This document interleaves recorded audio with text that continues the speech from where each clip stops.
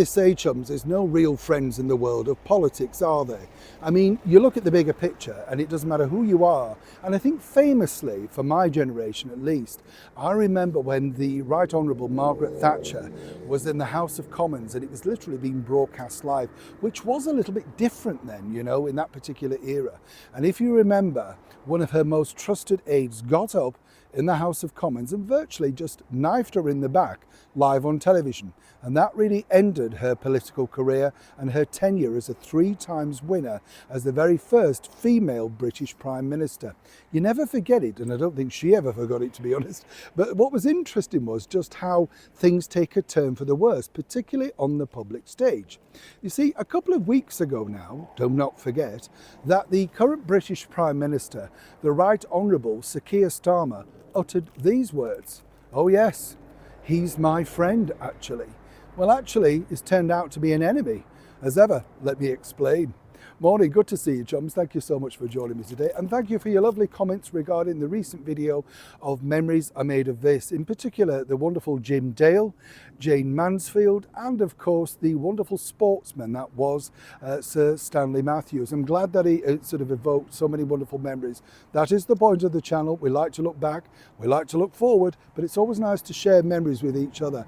And for all those that did meet people, etc., you know, it's just lovely. That's what it's about. Jim Dale, 90. Still looks good though, eh? Not bad. Well, I'm not that same age, no. Well, I'd share the birthday cake. Obviously, anybody who's got a cake, I'm quite happy to share, you know.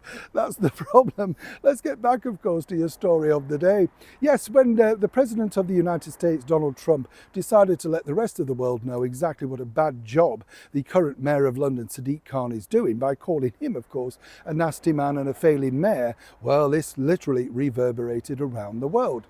And Keir Starmer sitting there, well, rather meekly having to interject and say, oh, actually, he's a friend of mine. I bet Keir now wishes he hadn't have bothered. You see, the current Mayor of London, that's right, Sadiq Khan, was up at some event in Edinburgh. He's anywhere but dealing with the problems in London, people might say, Nigeria, wherever, but never London, right? Now, where this gets interesting is he pointed out that, well, Sir Keir hadn't done a great job in his very first year as the British Prime Minister. Oof, this didn't go down well in number 10, of course. Keir was over in the United States, sitting alongside the rest of the world leaders, hoping to have a moment with the president. So you can understand, didn't play out well. Why? Well, Khan fancies the job as the British Prime Minister. Oh yes, without a shadow of a doubt. He's got a problem though.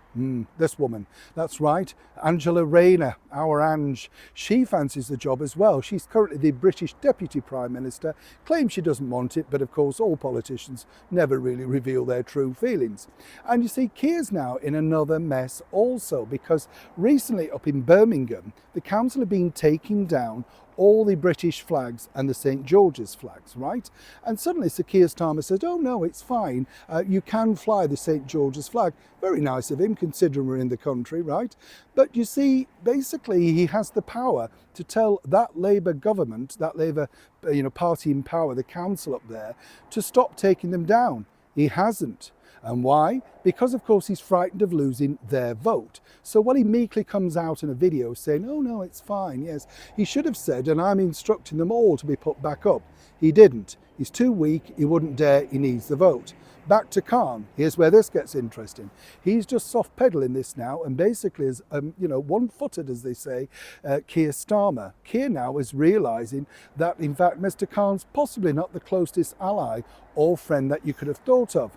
Angela's steaming because she, in fact, if you remember, got behind Khan's last electoral sort of stunt to make sure he became the mayor once again. And what they're having to think about, which is really interesting now, is both these two people of power, you might say, have clearly got it wrong. They thought that Sadiq Khan was their friend. What they're realising is you've got a ruthlessly ambitious man who's failed at literally running London, but now fancies having a crack at ruining the rest of the British Empire.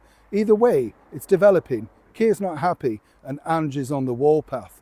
Now, who would want that? Neil Shaw, Kensington, London.